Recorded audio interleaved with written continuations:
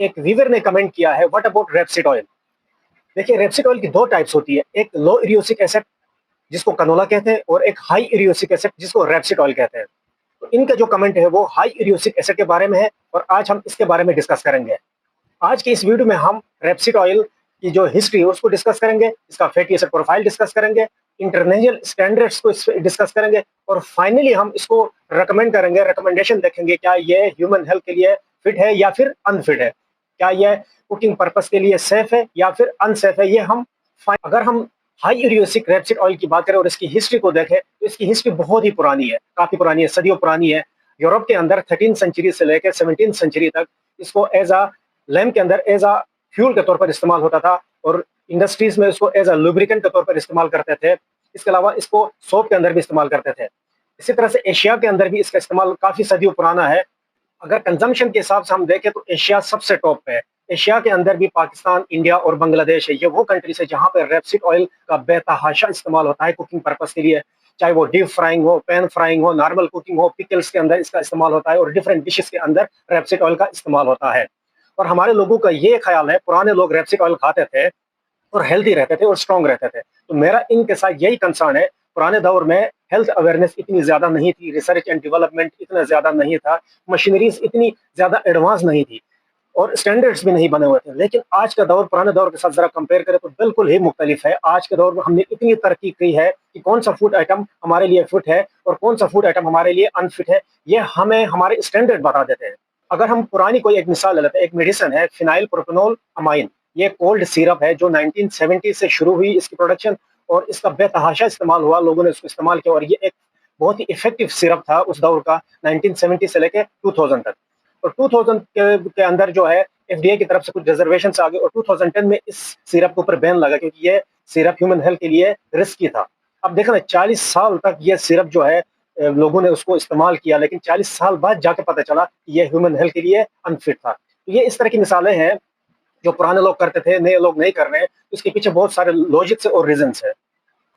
ابھی ہم اس کا جو ٹیکنیکل اسپیکٹس ہے اور کیمسٹری ہے اس کو ڈسکس کر لیتے ہیں. جیسے کہ آپ اپنی اسکرین پہ دیکھ سکتے ہیں, سب سے پہلے جو ہے فیٹی ایسڈ پروفائل ہے.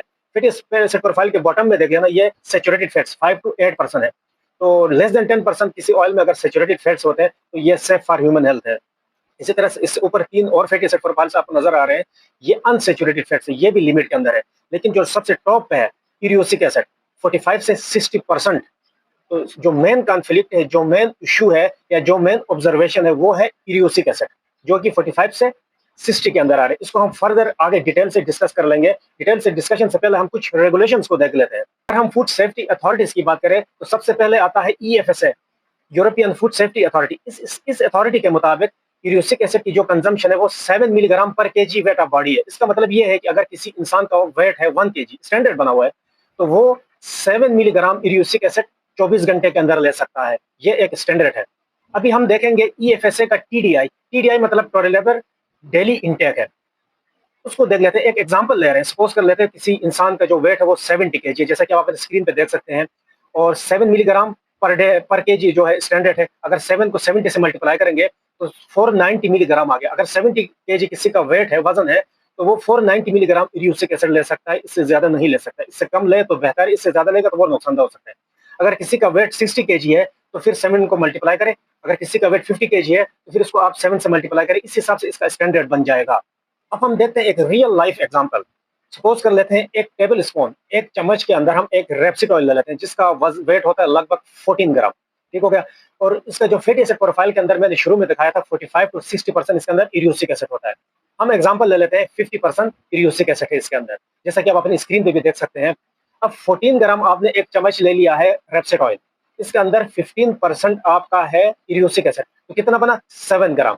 7 گرام آپ کے پاس ایریوسک ایسڈ آ گیا, یعنی 7 کو پھر 1000 سے ملٹیپلائی کریں تو 7000 ملی گرام ایریوسک ایسڈ آ گیا. اب اسٹینڈرڈ دیکھیں, EFI کا جو TDI میں نے آپ کو دکھایا تھا اس کے مطابق آپ نے 490 ملی گرام سے زیادہ نہیں لینا, اور یہاں پہ بن رہا ہے ایک چمچ کے اندر ہی 7000 ملی گرام ایریوسک ایسڈ. اور میں نے یہ بھی نوٹس کیا ہے ہمارے گھروں میں جو کھانا پکتا ہے 3 وقت کا کھانا, اگر آپ دیکھیں تو اس کے اندر ایک چمچ نہیں ڈلتا ہے, کم سے کم 3 چمچ تو ایوریج ہو ہی سکتا ہے. تو 3 ٹیبل اسپون کے حساب سے آپ دیکھیں تو یہ 21000 ملی گرام جو EFI کا جو اسٹینڈرڈ ہے, EFSA کا اسٹینڈرڈ, اس کو کئی दफा उसको मतलब मैक्सिमम साइड पे है और उसको डेविएट कर रहा है, 7000 कहाँ और 490 कहाँ, तो 21,000 मिलीग्राम कहाँ पे आ गया। तो यहाँ पे आपको एक ऑब्जर्वेशन मिल गया, यूरिक एसिड एक्सेसिव है रेपसेड ऑयल के अंदर। इसके अलावा डब्ल्यूएचओ की तरफ से भी कुछ रिजर्वेशन है due to presence of uric acid. इसके अलावा यूएस एफडीए ने इसको कुकिंग की कैटेगरी में शुमार नहीं करते क्योंकि इसके अंदर यूरिक एसिड होता है। तो आज हमने 3 जो स्टैंडर्ड्स है, ईएफएसए को हमने डिस्कस किया, डब्ल्यूएचओ को डिस्कस किया और फाइनली हमने यूएस एफडीए को भी डिस्कस किया।